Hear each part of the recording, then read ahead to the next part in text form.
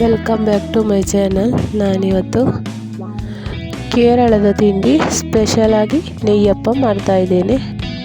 ಸಂಜೆಯ ಟೀ ಜೊತೆಗೆಲ್ಲ ತಿನ್ನಲಿಕ್ಕೆ ತುಂಬಾ ಚೆನ್ನಾಗಿರ್ತದೆ, ನೋಡಲಿಕ್ಕೂ ಚೆನ್ನಾಗಿರ್ತದೆ, ಹಾಗೆಯೇ ತಿನ್ನಲಿಕ್ಕೂ ಕೂಡ ತುಂಬ ರುಚಿಯಾಗಿರುವಂತಹ ಒಂದು ತಿಂಡಿ.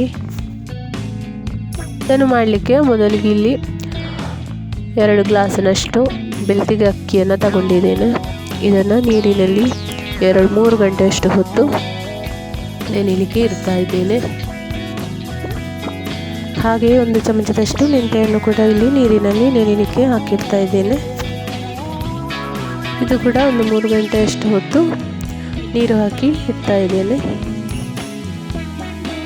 ಈಗ ಅಕ್ಕಿ ಹಾಗೂ ಮೆಂತೆಯನ್ನು ಎರಡನ್ನು ಕೂಡ ಚೆನ್ನಾಗಿ ತೊಳೆದಿಟ್ಟುಕೊಂಡು ಒಟ್ಟಿಗೆ ಹಾಕ್ತಾ ಇದ್ದೇನೆ. 1 ತೆಂಗಿನಕಾಯಿಯ ಅರ್ಧ ಭಾಗವನ್ನು ತಗೊಂಡಿದ್ದೇನೆ.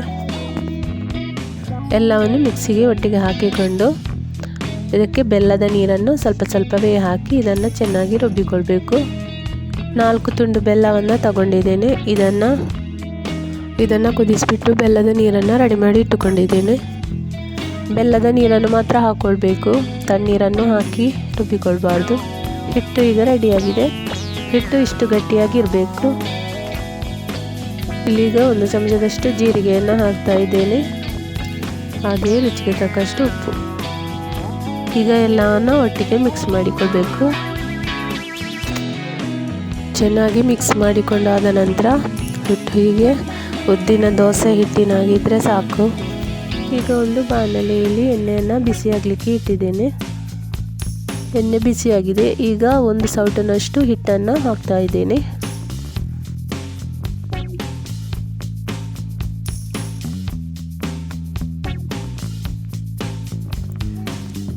ಇದು ಎಣ್ಣೆಯಲ್ಲಿ ಕಾಯುವ ಹಾಗೆ ಇಲ್ಲಿ ಮೇಲೆ ಉಬ್ಬಿ ಬರ್ತಾ ಉಂಟು. ಈಗ ಸ್ವಲ್ಪ ಸ್ವಲ್ಪ ಎಣ್ಣೆಯನ್ನು ಈಗ ಇದರ ಮೇಲೆಗೆ ಸೌಟಿನಲ್ಲಿ ಹೀಗೆ ಹಾಕಿಕೊಳ್ಬೇಕು. 2 ಸೈಡನ್ನು ಕೂಡ ಚೆನ್ನಾಗಿ ಕಾಯಿಸ್ಕೊಳ್ಬೇಕು.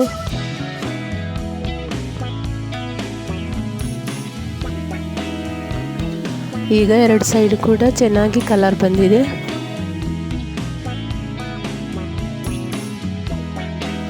ಹಾಗೆಯೇ ಇನ್ನುಳಿದ ಹಿಟ್ಟನ್ನೆಲ್ಲ ಮಾಡ್ತಾ ಇದ್ದೇನೆ.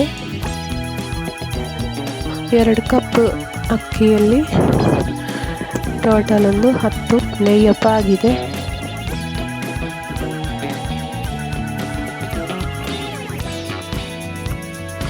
ಸುಲಭದಲ್ಲಿ ಮಾಡುವಂತಹ ಒಂದು ಸ್ವೀಟ್ ರೆಸಿಪಿ ಇದು.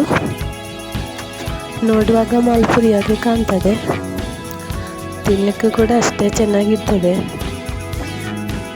ಒಳ್ಳೆ ಕ್ರಿಸ್ಪಿಯಾಗಿ ತುಂಬಾ ಚೆನ್ನಾಗಿ ಉಂಟು.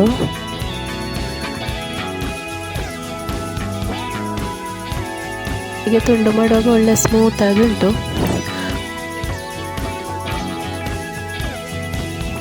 ಇದಕ್ಕೆ ಹಿಟ್ಟು ರೆಡಿ ಮಾಡುವಾಗ ಹಿಟ್ಟಿಗೆ ಸ್ವಲ್ಪ ತುಪ್ಪವನ್ನು ಹಾಕಿಕೊಳ್ಬೇಕು. ಇನ್ನೂ ಕೂಡ ತುಂಬ ರುಚಿಯಾಗಿರ್ತದೆ.